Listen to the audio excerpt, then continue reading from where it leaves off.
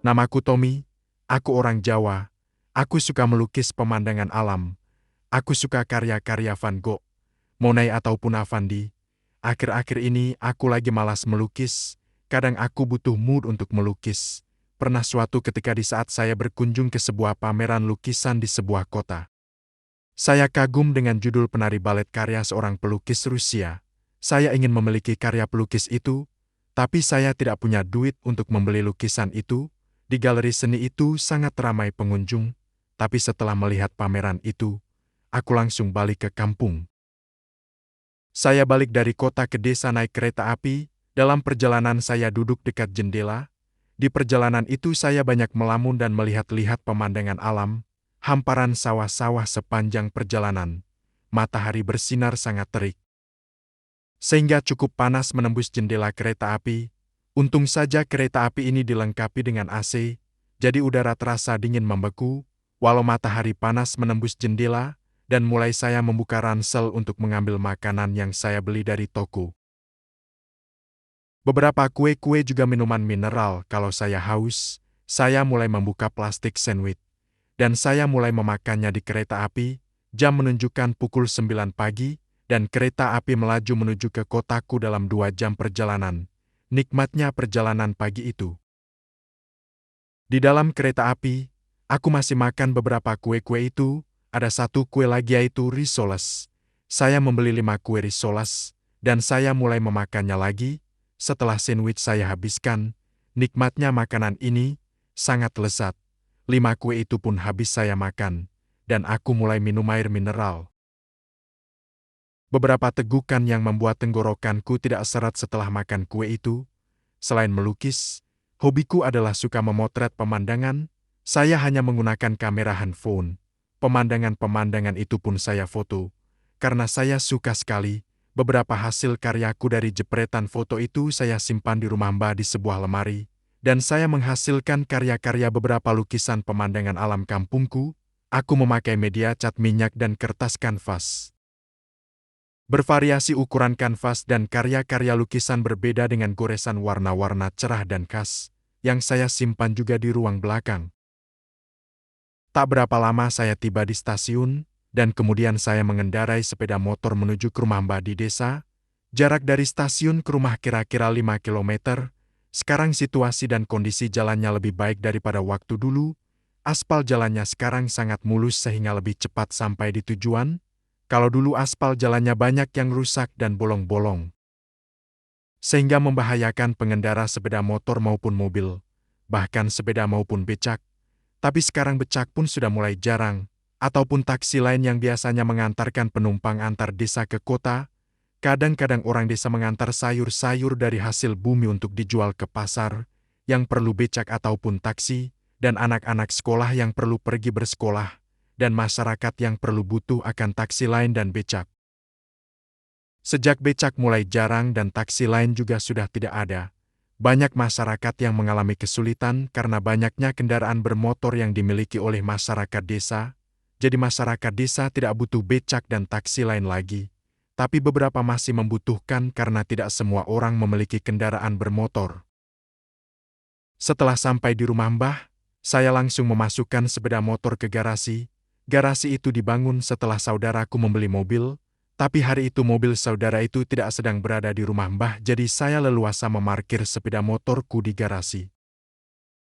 Perlahan-lahan matahari mulai terbenam, hari pun mulai sore. Aku pun mulai ke belakang mengambil handuk dan mandi. Aku teringat masa kecilku dulu sering mandi di sini. Harus menimba air sumur dan mengisinya di dalam tempat air atau jedingan. Setelah penuh saya mandi. Segar sekali airnya, dan jernih sekali. Cuacanya sangat cerah sore itu. Angin sangat kencang bertiup. Pohon-pohon mulai menari. Biasa kalau musim bulan Juli adalah musim kemarau, dan dingin di malam hari atau kalau orang Jawa bilang bediding. Dingin sekali. Kebetulan, rumahnya Mbah dekat gunung, suhunya dingin di malam hari. Suasana malam di desa itu sangat dingin, karena Mbah juga sudah meninggal, jadi saya sendiri yang di rumah. Memang ada yang menjaga, tapi kalau sudah sore orang itu sudah pulang. Biasanya dia kalau pagi bersih-bersih rumput dan mencangkul di kebun. Orang itu adalah orang yang bekerja untuk Mbah, dan sudah lama ikut sama Mbah saya yang membantu apa saja. seperti menanam jagung, padi dan singkong. Orang itu sudah berusia 70 tahun tapi masih kuat menyangkul. Namanya Pak Darno. Kadang saya memanggilnya Kang Darno. Setelah saya masih tidur dan ketika pagi hari di desa itu, Mas Tommy bangun. Sudah siang. Iya Kang, lo Kang Darno udah datang toh? Iya, baru datang. Ini saya bawakan singkong godokan. Oh Kang makasih, kebetulan saya lapar. Belum makan sejak tadi malam. Soalnya saya melukis sampai lupa makan. Ini Kang lukisannya bagus gak? Gambar pemandangan sawah, dan ada cikar yang sedang berjalan di sawah dengan latar belakang gunung. Wih, tapi bagus mas. jawab Pak Darno kepada Tommy. Begitulah mereka berbincang di pagi hari itu, sangat mengasihkan. Tak berapa lama Pak Darno izin untuk pergi mencangkul tanah sebelah untuk ditanami jagung dan membersihkan rumput-rumput yang mulai lebat tumbuhnya. Sejak tadi malam Tommy lupa makan dan hanya minum kopi dan sedikit merokok beberapa batang saja, sambil melamun dan melukis beberapa lukisannya yang belum selesai. Butuh untuk finishing dan tiba-tiba Tommy tertidur dengan lukisan itu. Dia bermimpi bertemu seorang wanita cantik tapi dia bukan orang Jawa, melainkan orang keturunan Belanda. Di dalam mimpinya dia melihat wanita sangat cantik dengan gaun berwarna biru dengan bunga-bunga. Rambutnya sedikit berombak berwarna coklat, matanya berwarna biru. Tiba-tiba wanita muncul di dekat pintu sebelah belakang. Aku tertidur di ambennya Mbah yang terbuat dari bambu. Kemudian di malam hari itu, Tommy masih bermimpi dengan wanita itu dan masih berdiri di dekat pintu itu. Gaunnya yang tertiup angin, matanya yang biru masih menatapku dengan penuh senyum seolah-olah ini ingin menyampaikan sesuatu kepada saya pada malam itu yang dingin membeku. Aku merasakan dinginnya angin dari luar yang masuk ke dalam celah-celah rumah, yang sambungan dinding atas dekat atap genteng terbuat dari bambu, dan tidak terlalu rapat dalam pengerjaan anyamannya, sehingga masih ada celah, dan angin pun masuk. Aku menggigil ketika wanita itu menatapku. Dia menatapku penuh senyum dan nampak ingin berbicara sesuatu hal yang penting. Tak berapa lama pun aku terbangun, dan jam menunjukkan pukul 3 pagi hari. Kemudian perlahan aku menarik sarungku dan menaruhnya di amben. Setelah subuh saya mulai sholat subuh. Setelah sholat aku pun ketiduran di kursi depan dan sampai Pak Darno membangunkanku di pagi hari. Johanna van Roos. Di pagi hari itu, setelah Pak Darno pamit izin untuk pergi ke kebun dan bersih-bersih rumput, saya mulai mengambil kanvas dan kuas serta cat minyak. Dan aku langsung menggoreskan cat ke kanvas itu. Dengan cat-cat itu saya taruh di palet untuk saya campur beberapa warna, dan saya melukis seorang wanita persis seperti yang saya mimpi tadi malam. Gaun warna biru berbunga-bunga dan rambut berombak warna kecoklatan, matanya yang teduh dingin berwarna biru tersenyum. Saya tuangkan ke kanvas itu. Tak berapa lama saya telah menggambarkan seorang wanita Belanda yang saya temui di rumahnya mbahku. Lukisan itu pun telah jadi dan hampir mirip dengan apa yang saya lihat semalam. Seperti mimpi tapi bukan mimpi nampak nyata. Tak berapa lama, aku pun beristirahat sebentar di kursi dan tertidur sesaat dan tiba-tiba. Hai, aku ingin bertemu kamu. Aku tahu kamu. Siapa? Siapa namamu? Johanna van Roos. Kenapa kamu selalu melihatku seperti itu? Kamu adalah cucuku. Oh, apa? Tapi Tommy tidak mendengar apa yang diucapkan itu. Aku Johanna. Aku ingin mengajakmu berdansa dan mengundangmu minum anggur di sebuah kebun tebu, tak jauh dari Stum. Oh, apa? Tiba-tiba Tommy pun terbangun dari tidurnya itu, dan cepat-cepat ke belakang menuju kamar mandi untuk cuci muka.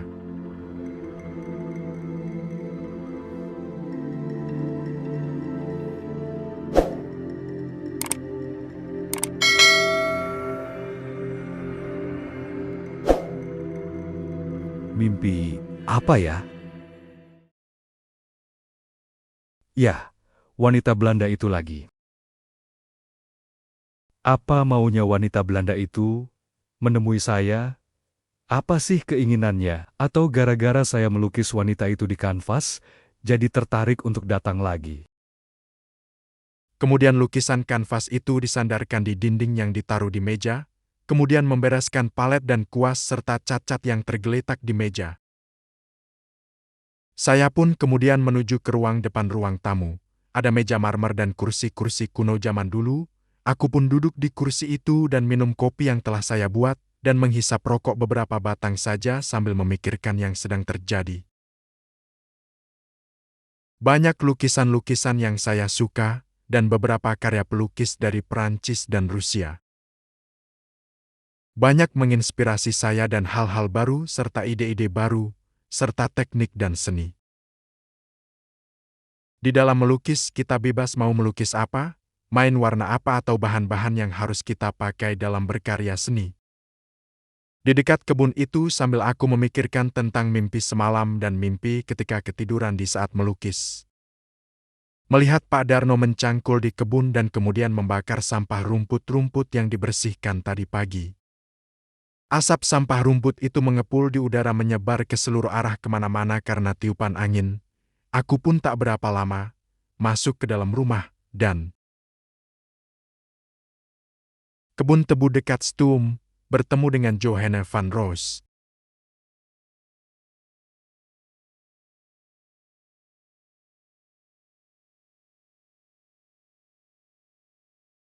Pada suatu malam aku bermimpi lagi, aku bertemu dengan Johanna di kebun tebu dekat Stum itu. Ada sebuah meja dan dua kursi, meja itu ditutupi taplak meja berwarna pink merah muda, dan di atas meja ada satu botol anggur dan sebuah bunga mawar, dua buah cangkir gelas untuk minum anggur. Kemudian aku menemuinya dan kami berbincang-bincang dan sambil tersenyum-senyum bahagia. Dia sangat bahagia bertemu saya juga merasa canggung dan bingung, dan Johanna mengajak saya untuk bersulang dan minum anggur. Aku tidak biasa minum anggur, dan sempat batuk-batuk. Johanna memakai gaun berwarna putih bunga-bunga, dan saya hanya mengenakan kemeja. Dia pun mengajakku berdansa waltz seperti orang-orang Eropa, tapi saya hanyalah orang Jawa biasa, yang tak mengenal dansa-dansa dan minum anggur. Kamu suka semua ini? Iya, saya suka. Aku kangen sama kamu. Oh, kangen. Iya, kamu cucu saya. Cu. Keesokan hari, Tommy terbangun pagi-pagi dan mengambil sepeda ontel yang ada di gudang punya mbahnya, dan segera keluar rumah pagi itu menuju sebuah stum itu yang pernah dia sering datangin ketika dia masih kecil. Dia pun menuju stum itu, dan tak berapa lama Tommy pun tiba di stum yang pernah dia kunjungi. Dia pun masuk ke jalan menuju stum yang berukuran kecil, tidak lebar dan banyak ditanami pohon-pohon lemtoro. Dan Tommy tiba di bangunan yang menjulang tinggi yang berfungsi sebagai cerobong asap tebu. Keadaannya juga sudah mulai rusak karena tergerus oleh waktu. Hanya stum itu saja yang tersisa. Bangunan lain sudah tidak ada lagi, karena usianya juga sudah ratusan tahun dan semua hanyalah tinggal sejarah masa lalu. Hanya mereka menjadi saksi bisu dengan apa yang pernah terjadi. Dan aku pun berhenti kusandarkan sepeda ontelku di pohon itu. Ya, stum ini yang kulihat di dalam mimpiku itu. Dan Tommy pun berjalan mendekati stum dan melihat hamparan tebu dan menuju ke kebun tebu itu. Mimpiku semalam itu kebun tebunya, ya aku berada di sana dan berdansa dengannya. Johanna. Hai Johanna. Tommy sambil melemparkan kuasnya ke kebun itu. Dan masih menjadi misteri sampai sekarang.